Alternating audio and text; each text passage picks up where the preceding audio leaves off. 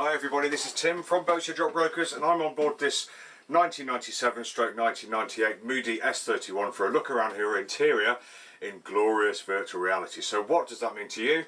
Well, that means you can look around where you like, when you like. All you need to do is swipe your screen or click and drag your screen up, down, left or right, and you can look around to your heart's content. And we hope that this really great idea or tech will allow you to get a really great idea of what it's like to be on this boat without actually being here.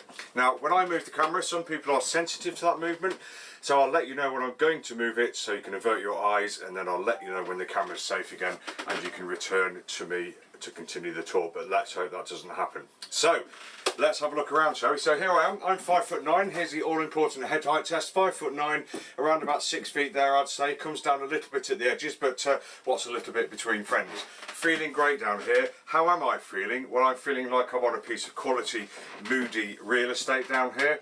I'm feeling like it's there's lots of nice wood, the upholstery is nice, it feels nice and shiny down here. We've got white GRP down here, we've got nice bright headlining up here, which is actually GRP, so nice and easy to wipe, no droopy headlining. Nice windows, hatchway, etc, etc. Feels like a nice place to be in general. So let's talk about the saloon itself here. If we just start at the companionway, why don't we? We've got steps down here, nice and easy to get down as well. We've got a removable hatch here to get to the forward end of the engine, though it does take 4 screws to come out by hand, takes a minute or so, but you can then see the front of the engine. But there's a really nice easy access at the rear as well, so if you don't want to take the front off or obstruct or stop the use of the companionway, you can go in the stern, which is really handy. On the right hand side here is a hedge, which I'll take you into in a moment, but really nice and useful for the crew to come down and go back without bringing all the salt water and rainwater, etc., into the front of the boat where the upholstery is. And then forward of that, really nice bijou navigation area. So we've got a chart table here with a lifting lid for stowage underneath. We have a small cupboard under there too. We've got our navigation instruments ranged on the after bulkhead here and to the side. It is an aft facing chart table, so we're perching on the edge of the bunk there, but that's fine. I think most people are okay with that.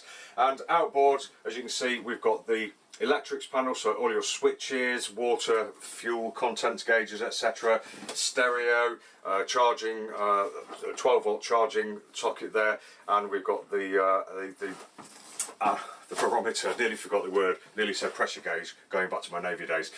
All nicely lined up there, which mirrors the nicely lined up cupboards on this side. So while they don't do the same, that's pleasing to the eye, I think. Now, outboard of each bunk or sofa here, we've got a nice stowage here for your bits and pieces.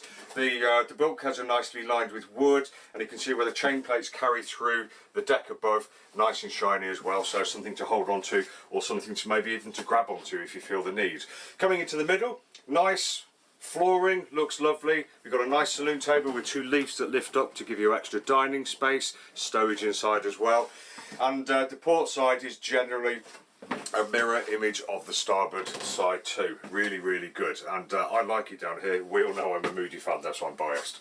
But going over to the galley, here we've got somewhere to stand, which is out of the way. We can pass things up and down to the crew there. We can pass things forward and backwards into the saloon there. The only thing is, if you're standing here, you are obstructing the entrance to that cabin, but bit of a play-off really. I don't think that's really much of a major issue, but nice L-shaped galley. We've got a nice deep sink here, we've got a nice working fridge here, very deep as well, and we've got a 2-burner stove gimbaled with a cooker and a grill here too. I think really nice setup, very nice and easy to use.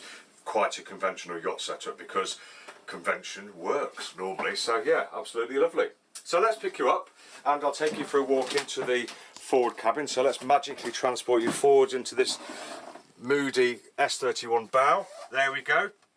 As you can see, again, quite a conventional layout. We've got a twin V berth here, made into double with the infill here. We've got cupboards port and starboard, not massive cupboards. Let's have a little look, shall we? There we go. Cupboards there for your bits and pieces. Actually, there's more room in there than you would think. Lots and lots of goodies in there. We've got the wood-lined hull again as we go forward into the V, and we've also got the shelves, port and starboard, for your knick-knacks, your mobile phones, etc. And I can see the spare emergency tiller up there too. We've got the windlass there is exposed because the owner likes that. He wants to be able to see see it working, or he wants to be able to get to it if he thinks that he may have a problem. And again, the headlining, the bare GLP carries on through here, which means that you're only ever going to have to give it a wipe really to clean it. So it'll help with reducing mildew growth, etc, etc. And of course we have a hatch there to let light in and air in and out. All very good, does what it says on the tin. So let's pick you up again, and I'll run you very quickly through to the toilet.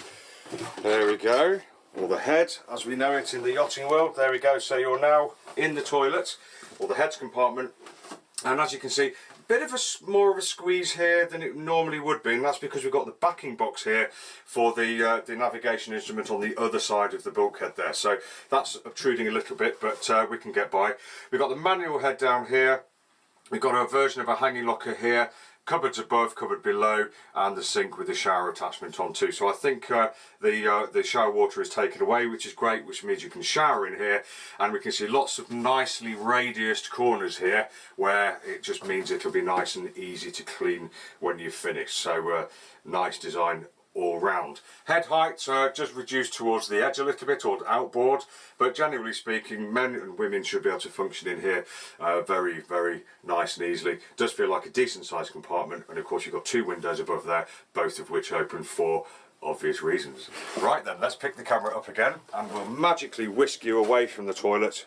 We don't want to be in there for now, and I'll take you through to the after cabin and plunk you in the middle of the compartment, or roughly in the middle, just to the, you're just off to oh no, actually you're about midships there actually. So here we are in the after cabin. You'll have seen you came through the door here.